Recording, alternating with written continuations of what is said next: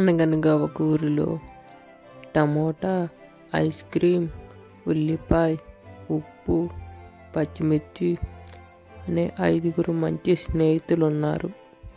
అలా 5 స్నేహితులు నడుచుకుంటూ వెళ్తూ ఉంటారు.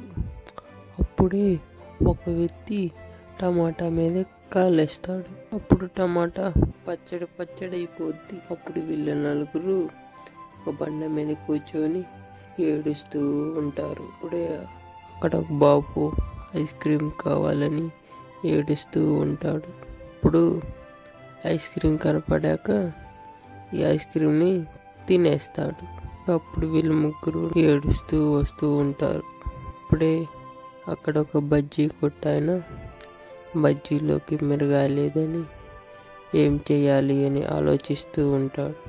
అప్పుడే ఈ మిరపకాయ కనపడాక ఆ మిరపకాయ తీసుకొని బజ్జీ వేసేస్తాడు. వీళ్ళిద్దరూ ఏడుస్తూ ఒక చెరువు దగ్గరికి వస్తారు. చెరువు దగ్గర కూర్చొని ఏడుస్తూ ఉంటారు.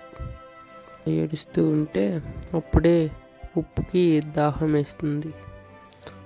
వేస్తుందని నీళ్ళల్లోకి దిగంగానే కరిగిపోద్ది. ఉల్లిపాయ ఒక్కతే ఏడుస్తూ ఉంటుంది.